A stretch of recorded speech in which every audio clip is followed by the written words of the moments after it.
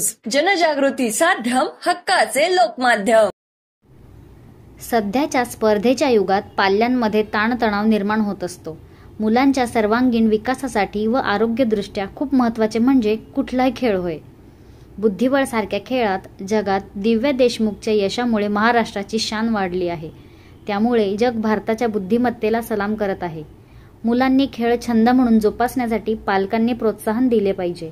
त्यासाठी शासनास्तर सुद्धा sports policy निर्माण केली जात असल्याचे केंद्रीय युवक कल्याण व क्रीडा राज्यमंत्री रक्षा खडसे यांनी सांगितले। जळगाव येथील जैन हिल्सच्या भव्य अनुभूती मंडपमध्ये 38व्या राष्ट्रीय बुद्धिबळ अजिंक्यपद स्पर्धेच्या उद्घाटनाप्रसंगी केंद्रीय क्रीडा राज्यमंत्री रक्षा खडसे बोलत होत्या। या प्रसंगी त्यांच्या समवेत व्यासपीठावर खासदार स्मिता वाघ, जैन इरिगेशनचे अध्यक्ष तथा अखिल भारतीय बुद्धिबळ संघटनेचे सल्लागार अशोक जैन, महाराष्ट्र बुद्धिबळ असोसिएशनचे कार्यकारी अध्यक्ष सिद्धार्थ मयूर, महाराष्ट्र बुद्धिबळ असोसिएशनचे सचिव निरंजन गोडबोले, जळगाव जिल्हा बुद्धिबळ असोसिएशनचे व जैन स्पोर्ट्स अकॅडमीचे अध्यक्ष अतुल जैन, कोलकाता येथील आंतरराष्ट्रीय पंच देवाशिष बरुआ उपस्थित होते। दिनांक 2 ते 8 ऑगस्ट 2025 दरम्यान स्विग लीगमध्ये खेळविण्यात येणाऱ्या 11 वर्षांखालील मुलं-मुलींच्या या बुद्धिबळ महासंग्रामाचे उद्घाटन रक्षा खडसे व स्मिता वाघ यांनी बुद्धिबळाच्या पटावर मोहरा चालवून केली। सुरुवातीला मान्यवरांच्या उपस्थित दीप प्रज्वलन झाले।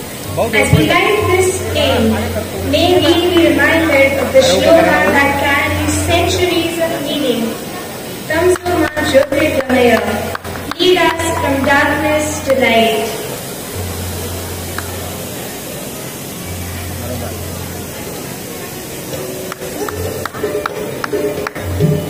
We are all requested to clap hands.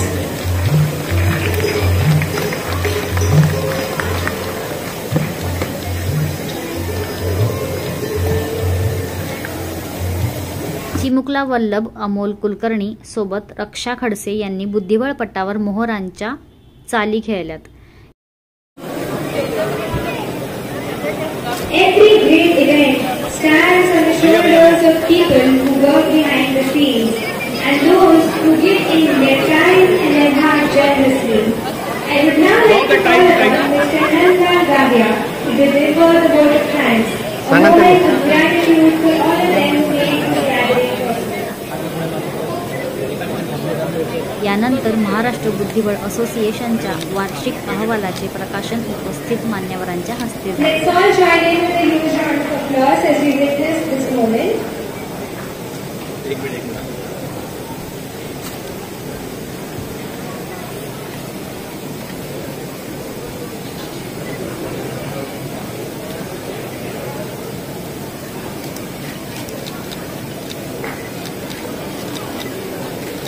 जिल्हा बुद्धिबळ असोसिएशनचे अध्यक्ष अतुल जैन यांनी प्रास्ताविकातून देशभरातील खेळाडूंचे स्वागत केले।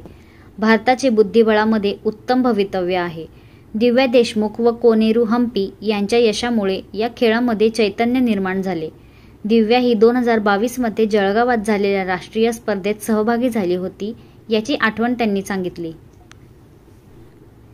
स्पर्धेत लिंगभेद न मानता मुलं-मुलींना समान पारितोषिके दिले जाणार आहेत। सोबतच जळगावमध्ये विशेष पॅटर्न म्हणून विजयी, पराजित व बरोबरीत खेळणाऱ्यांना सुद्धा त्यांच्या मूल्यांकनानुसार पारितोषिक दिले जाणार आहे। जागतिक मानांकन प्राप्त खेळाडूंचा सहभाग छत्रपती संभाजीनगर येथील 5 वर्षांचा वल्लभ अमोल कुलकर्णी तसेच 8 वर्षांखालील आशियाई विजेता अद्वित अग्रवाल, 10 वर्षांखालील पश्चिम बंगालमधील विश्वविजेता मनीष शरबातो, 7 वर्षांखालील जागतिक स्कूल गेम विजेती प्रणिता वकालक्ष्मी यासह UAE, अबुधाबी, जर्मनी, मलेशिया येथील भारतीय वंशाचे 14 खेळाडूंसह 538 खेळाडूंचा या स्पर्धेत सहभाग आहे।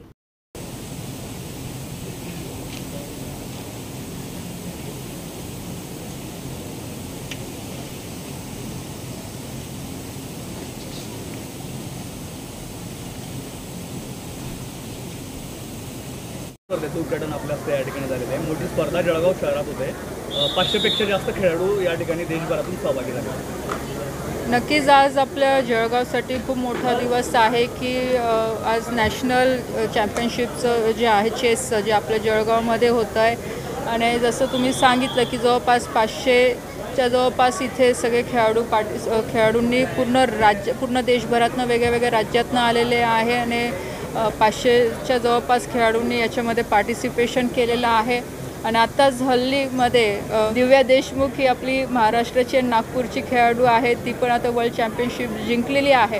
तर आज संपूर्ण देशभरातला माहोल अतिशय उत्साही आहे, आनंदमय आहे आणि चेसमध्ये खूप चांगल्या पद्धतीने आता इंडिया परफॉर्म करायला लागलेला आहे आणि पूर्ण जगासमोर एक चांगला संदेश द्यायचं काम आपण चेस चॅम्पियनशिपच्या माध्यमातून करतो आहे. कारण की शेवटी चेस हा बुद्धिबळाचा गेम आपल्याला सगळ्यांना माहीत आहे आणि त्याच्यामध्ये दरवर्षी परफॉर्मन्स आपला खूप चांगल्या पद्धतीचा इम्प्रूव्ह होऊ लागलेला आहे आणि त्याचबरोबरने महाराष्ट्रातले पण आता चांगले खेळाडू पुढे येऊ लागलेले आहे.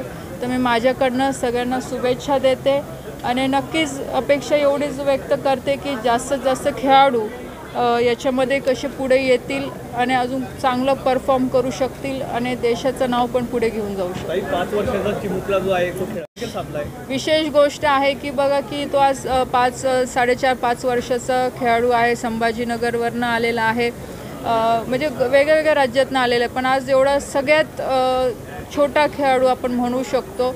पण आज ज्या पद्धतीने ज्या कॉन्फिडन्सने तो इथे खेळायला आलेला आहे तर नक्कीच कौतुक करण्यासारखं आहे. आणि एवढ्या छोट्या वयापासनं आता त्यांचे कोचेस असतील, त्यांचे पॅरेंट्स असतील, त्यांना प्रोत्साहित करताय की त्यांनी खेळामध्ये पुढे गेलं पाहिजे आणि हेच अपेक्षित आहे आज की पालकांनी पण आता मुलांना स्पोर्ट्समध्ये पुढे आणण्यासाठी त्यांना चांगला सपोर्ट केला पाहिजे, एन्करेज केलं पाहिजे की खेळामध्ये पण विद्यार्थी असतील, मुलं मुली असतील ते चांगलं परफॉर्म करू शकतात. आणि खेळ हा आपल्या आयुष्यातला आता एक महत्त्वाचा भाग झालेला आहे.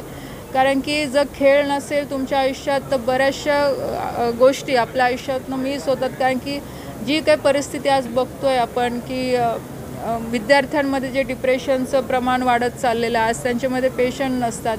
पण खेळ एक असं सेक्टर आहे की ज्या माध्यमातून विद्यार्थी हारणं जिंकणं शिकतात, ग्रुप मॅनेजमेंट शिकतात, टाईम मॅनेजमेंट शिकतात आणि त्याचबरोबरने हेल्थ कॉन्शियस पण राहतात. तर त्यांचं लाईफ सायकल पण चांगलं करायसाठी खेळ हा खूप महत्त्वाचा आहे आयुष्यामध्ये. आणि पालकांनी मुलांना, विद्यार्थ्यांना याच्यामध्ये पुढे आणण्यासाठी सपोर्ट केला पाहिजे. गांधी तीर्थ, निसर्गाच्या सानिध्यात महात्मा गांधींच्या जीवनावरील जगातील पहिले मल्टीमीडिया म्युझियम. आजच भेट द्या. गांधी तीर्थ, जैन हिल्स, जळगाव. अधिक माहितीसाठी www.gandhifoundation.net वर व्हिजिट करा.